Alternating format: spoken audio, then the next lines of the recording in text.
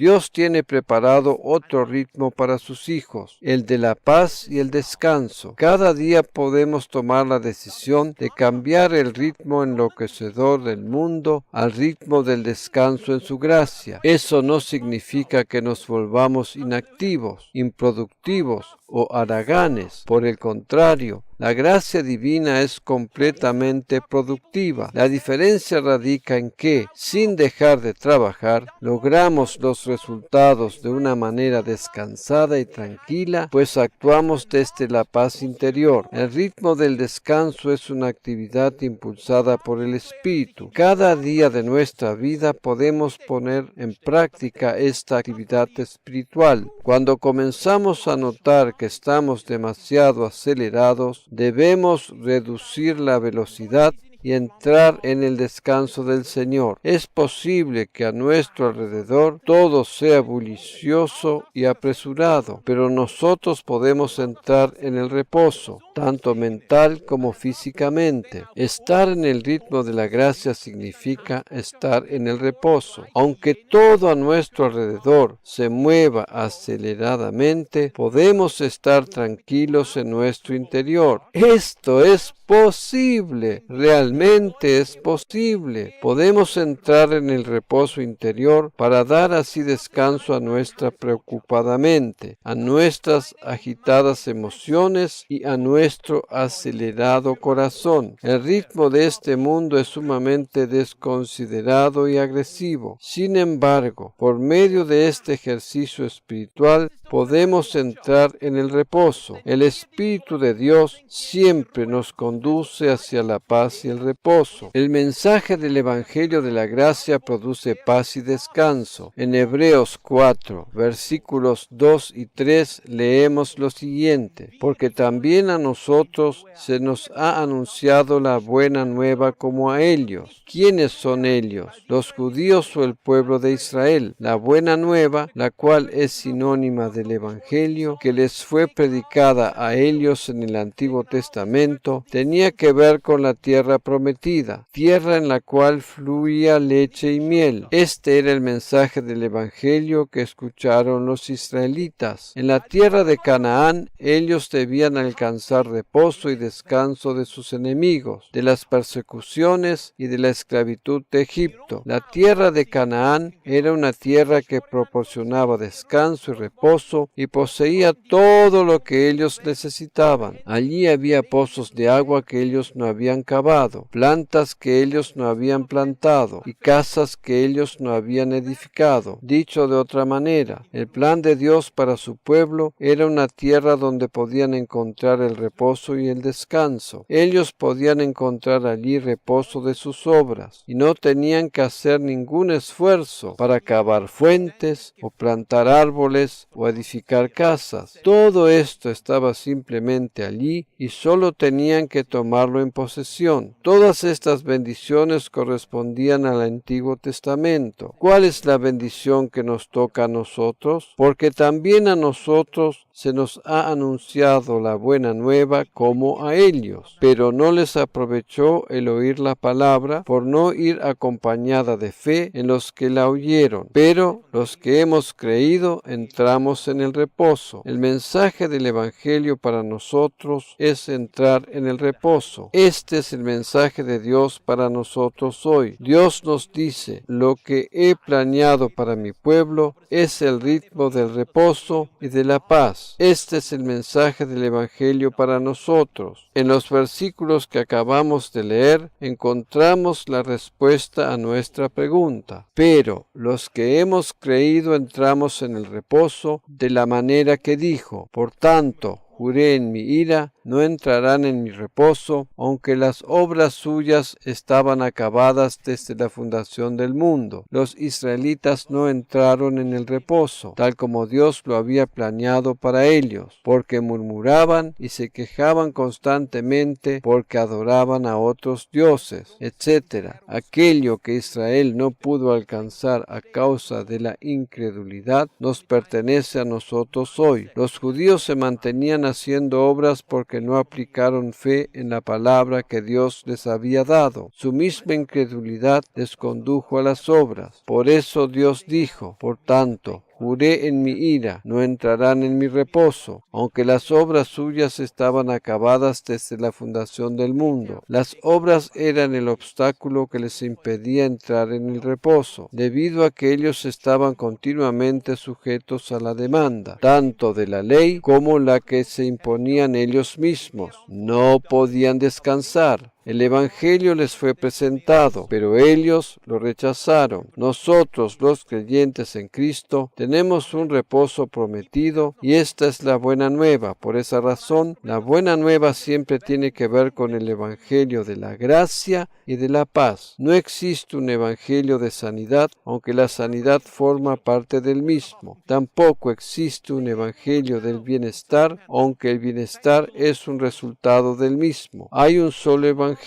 el de la gracia y de la paz. El Evangelio es sinónimo de paz y reposo. ¿Por qué razón paz y reposo? ¿De qué tenemos que reposar? Del ritmo acelerado que el mundo nos quiere imponer y que no fue determinado para nosotros. Esa es la razón por la cual contamos con el favor divino. Precisamente por el hecho de que contamos con el favor divino, logramos las cosas de una manera más fácil y efectiva que aquellos que no conocen a Cristo. En realidad, partiendo desde esa base, no tendríamos que levantarnos cada mañana con el pensamiento concentrado en la cantidad de cosas que nos habrán de ser demandadas, sino con el pensamiento puesto en que el Señor habrá de proveernos la solución para cada una de dichas demandas. Cuando te diriges a tu trabajo, puedes hacerlo con una oración de agradecimiento por la provisión y las respuestas que el Señor te habrá de dar para cada una de las demandas que tienes por delante. Cuanto más te sea demandado, tanto más grande será la provisión divina sobrenatural. No te desanimes si las respuestas no aparecen de inmediato. A menudo nos desanimamos demasiado rápido, ¿verdad? Por el contrario, sigue confiando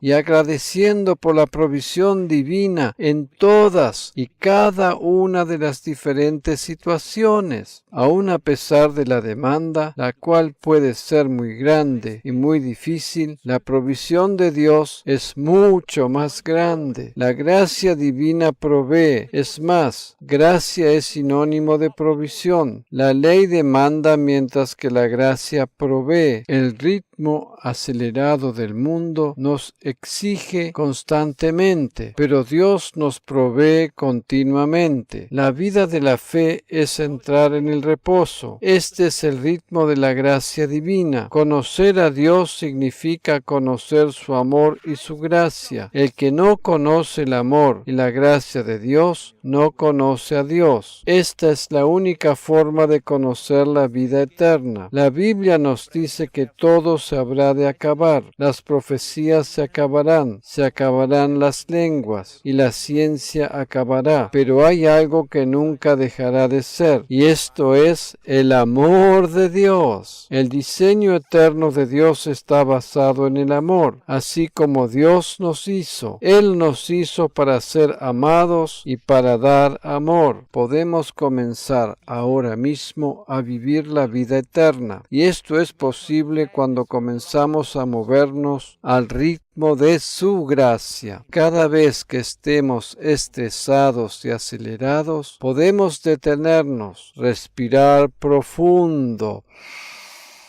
y entrar en el reposo divino. Cuando estamos estresados tomamos decisiones equivocadas. Creo que todos nosotros hemos hecho esta experiencia, ¿verdad? Pero el mensaje de salvación es sinónimo del reposo divino. En Hebreos 4, versículo 10, leemos lo siguiente: porque el que ha entrado en su reposo también ha reposado de sus obras, como Dios de las suyas. Este es un cuadro espiritual. Esto no significa de ninguna manera que que dejemos de trabajar, pero mientras trabajamos podemos entrar en el reposo. Cuando lo hacemos, cambiamos nuestra mentalidad de demanda y exigencia, la cual nos oprime y nos tira abajo, y ponemos nuestros ojos en la provisión divina. Esto es lo que yo he dado en llamar el ritmo libre y natural de la gracia. En Mateo 11, versículos 28 al 30, encontramos las palabras de Jesús en un pasaje maravilloso, el cual he traducido literalmente de la versión Message de la Biblia en inglés, pues ella lo explica de una manera sumamente clara y concreta. ¿Estás cansado, agotado, consumido por la religión? Ven a mí, camina conmigo y recuperarás tu vida. Te mostraré cómo descansar realmente. Camina y trabaja conmigo. Observa la manera en que yo hago las cosas. Aprende los ritmos naturales y para nada forzados de la gracia. Yo nunca pondré nada pesado e inapropiado sobre ti. Permanece a mi lado y aprenderás a vivir en forma libre y descansada. Me agrada mucho esta versión, pues habla de los ritmos de la gracia, los cuales son naturales y para nada forzados. Estas son las palabras de Jesús. Él está diciéndonos esto con sus brazos abiertos a modo de invitación. ¿No es algo maravilloso? Este pasaje que acabamos de leer nos habla del ritmo libre y natural de la gracia divina, y ese es el ritmo en el cual deseamos vivir. El ritmo de la gracia es simple, tranquilo y para nada complicado. En la versión Reina Valera 1960 leemos este pasaje de la siguiente manera: Venid a mí todos los que estáis trabajados y cargados, y yo os haré descansar. Llevad mi yugo sobre vosotros y aprended de mí, que soy manso y humilde de corazón, y hallaréis descanso para vuestras almas, porque mi yugo es fácil y ligera mi carga. Si bien yo he tomado la versión de la Biblia Message, porque allí se lo formula de una manera más simple de entender y se puede aplicar más fácilmente a la vida cotidiana, la esencia del pasaje es exactamente la misma en cualquiera de las diferentes versiones. Es como si Jesús en persona nos estuviera diciendo esto hoy. Su deseo es otorgarnos descanso y reposo. Si no conocemos el amor y la gracia,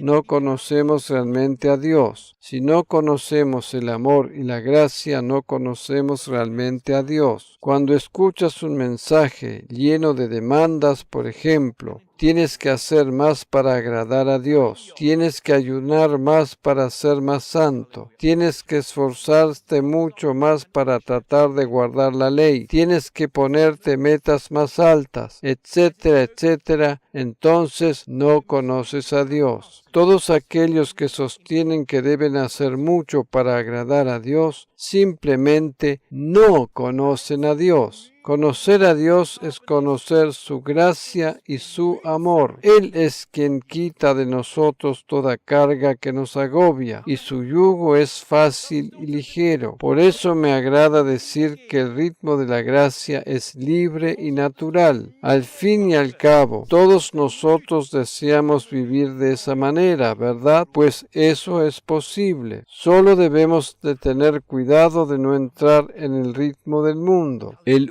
único esfuerzo que tenemos que hacer es procurar entrar en el reposo divino. En Hebreos 4:11 se nos insta a ello diciendo: procurad con empeño, con dedicación y con esmero entrar en aquel reposo. Este es el único esfuerzo que tenemos que hacer, es entrar y mantenernos en el reposo divino. En realidad, este mensaje es sumamente simple, pero muy poderoso a la vez. ¿Quién es apto para aceptar la invitación que Cristo nos hace? Él nos dice: ¿estás cansado, agotado, consumido por la religión? Entonces ven a mí. Si estamos cansados, agotados y consumidos por la religión, entonces somos las personas correctas para aceptar la invitación que Jesús nos hace para conocer el ritmo de la gracia. Si el ritmo en el cual te mueves y actúas es el estrés, el apuro el ayuno, el nerviosismo, el sobresalto continuo, entonces te invito a entrar en el ritmo de la gracia. La invitación de Jesús está abierta para ti. En Colosenses 1, versículos 5 y 6, leemos las palabras que el apóstol Pablo dirigió a los creyentes en Colosas después de desearles gracia y paz divina, a causa de la esperanza que os está guardada en los cielos, de la cual ya habéis oído por la palabra verdadera del Evangelio, que ha llegado hasta vosotros, así como a todo el mundo, y lleva fruto y crece también en vosotros, desde el día que oísteis y conocisteis la gracia de Dios en verdad. La Nueva Traducción de Ginebra lo expresa de la siguiente manera: a causa de la esperanza de lo que Dios en el cielo tiene para ti, has oído hablar de esto desde el principio, desde entonces, cuando el mensaje de la verdad, el Evangelio, vino a ti. Y así como este mensaje da frutos y se extiende por todo el mundo, también lo ha hecho desde el día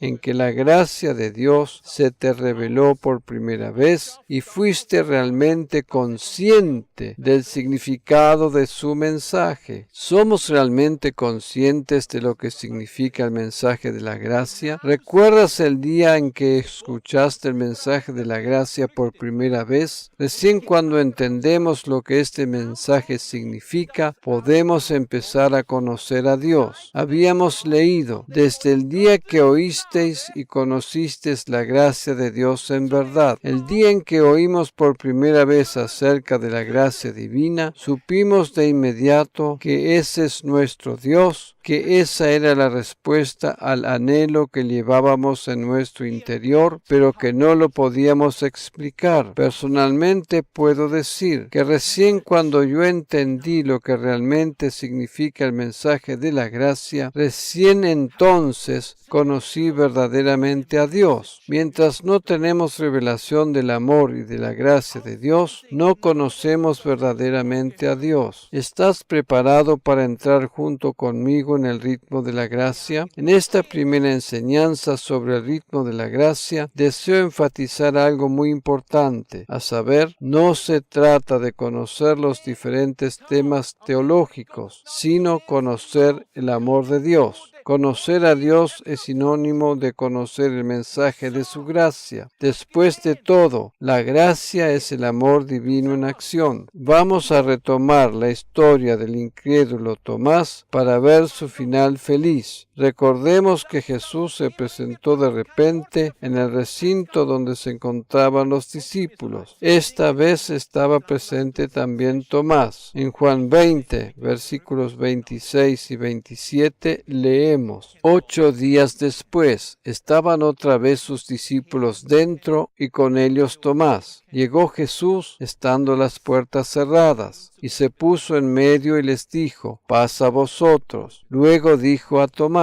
Aquí vemos cómo Jesús le revela su gracia y su amor a Tomás, lo cual es un resumen de todo lo que hemos estado viendo en esta enseñanza. Luego dijo a Tomás: pon aquí tu dedo y mira mis manos, y acerca tu mano y métela en mi costado, y no seas incrédulo, sino creyente. En otras palabras, Jesús le estuvo diciendo a Tomás que si él creía, entraría en el reposo. Habíamos visto que la fe conduce al reposo, ¿verdad? Es lo mismo que si Jesús te hubiese dicho: tranquilízate, Tomás. Tú pensaste que habías perdido la oportunidad de verme, pero yo no me he olvidado de ti. Tomás había dicho que si no veía la señal de los clavos en las manos de Jesús y no metía su dedo en el lugar de los clavos y su mano en su costado, no iba a creer. Cuando Jesús se presentó delante de los discípulos, le mostró precisamente a Tomás sus manos horadadas. Recordemos que Jesús tiene aquí un cuerpo resucitado. Por eso dije anteriormente que hay una cosa en el cielo hecha por mano del hombre, y son las cicatrices que dejaron las heridas de los clavos en el cuerpo de Jesús cuando fue crucificado, y son las cicatrices que dejaron las heridas de los clavos en el cuerpo de Jesús cuando fue crucificado. significado. Permíteme mostrarte ahora algo maravilloso. Debemos recordar que en el tiempo de Jesús la gente hablaba el idioma hebreo. En este gráfico vemos representado el nombre de Dios en letras hebreas. Cabe recordar que el hebreo se lee de derecha a izquierda. Por lo tanto, las letras Yod, E, o sea, H-E, Vau, E, o sea, H-E, conforman la palabra Jehová o Yahvé. En la parte inferior de nuestro gráfico vemos cómo se escribe en las letras cuadradas hebreas del alfabeto actual, el cual tiene su origen aproximadamente 500 años antes de Cristo. Esta era la forma de escribir y de hablar en el tiempo de Jesús. En la parte superior de nuestro gráfico vemos el nombre Jehová o Yahvé en alfabeto proto-semítico, el cual data de 2000 años antes de Cristo, cuando todavía no se conocían las letras cuadradas. El lenguaje proto-semítico, que procede de los jeroglíficos, es la protolengua que constituye una aproximación reconstruida de la lengua madre que habría dado lugar a las lenguas semíticas. Dicho sea de paso, de allí procede también nuestro alfabeto, el cual se fue perfeccionando al pasar de los años hasta llegar a lo que es hoy. En su origen mismo, cada letra del lenguaje proto-semítico era un pictograma o un símbolo o una figura. Por lo tanto, en la parte superior de este gráfico encontramos el nombre Jehová, Yahvé, tal como se lo escribía en el tiempo de Abraham, quien existió precisamente 2000 años antes que Cristo naciera. Esta era la forma de comunicación en aquel tiempo. Por lo tanto, ambas escrituras representadas en este gráfico significan lo mismo y ambas se leen de derecha a izquierda. La letra Yod es simbolizada por una mano. En la parte superior del gráfico se puede apreciar esto con bastante claridad. La letra G, H-E, que aparece 2 veces, es representada por una ventana y simboliza la gracia divina. Y por lo último, la letra Vau en la parte superior del gráfico, la cual se parece a nuestra Y o Y, es simbolizada por medio de un clavo. Imaginémonos ahora la escena cuando Jesús se presentó delante de sus discípulos. Lo que él le dijo a Tomás está exactamente representado aquí en el nombre Jehová o Yahvé. En el segundo gráfico, en la parte derecha del mismo, encontramos que la primera cosa que Jesús le dijo es: pon aquí tu dedo. Juan 20, 27, primera parte. Luego les siguió diciendo: mira mis manos y acerca tu mano y métela en mi costado. Juan 20, versículo 27, segunda parte. Recordemos que Tomás había dicho: si no viere en sus manos la señal de los clavos, y metiere mi dedo en el lugar de los clavos, y metiere mi mano en su costado, no creeré. Juan 20, 25. Al final Jesús le respondió: no seas incrédulo, sino creyente. Juan 20, 27, tercera parte. En resumidas cuentas, esta es la historia del esclavo hebreo en el Nuevo Testamento. La primera letra es representada por una mano. Tomás podía meter su mano en el costado de Jesús y también ver las marcas que habían dejado los clavos en ellas. Estas eran las evidencias para que Tomás creyera en el amor de Dios por él. Jesús le instaba a creer en su gracia. Con dichas evidencias, Jesús le instaba a creer en su amor infinito y su gracia eterna. Este es el mensaje del nombre Jehová. En las letras del alfabeto proto-semítico, Él se reveló a sus discípulos como el Señor. Se apareció a sus discípulos como el mismo Jehová o Yahvé. Al comienzo de esta enseñanza yo había dicho que las historias del Antiguo Testamento son un simbolismo de la realidad del Evangelio revelado en el Nuevo Testamento. En estas letras del alfabeto proto-semítico que representan el nombre Jehová o Yahvé, encontramos la historia del esclavo hebreo del Antiguo Testamento revelada en el Nuevo. Por eso dije también que en el cielo hay una sola cosa cosa hecha por la mano del hombre, y son las marcas de los clavos en las manos de Jesús. Al igual que en la historia del esclavo hebreo, dichas marcas muestran la evidencia del amor eterno de Jesús hacia nosotros y hacia su Padre Celestial. Así como el esclavo hebreo no puede borrar la cicatriz de su oreja por el resto de su vida, en ella todos reconocen el amor que él tiene por su esposa y sus hijos, y también por su amo. De la misma forma, Jesús, con las cicatrices en su cuerpo resucitado en el cielo. Dichas marcas son la evidencia de su amor eterno hacia nosotros y también hacia su Padre. Su amor nunca habrá de cesar, pues sus cicatrices nunca habrán de desaparecer. Amén.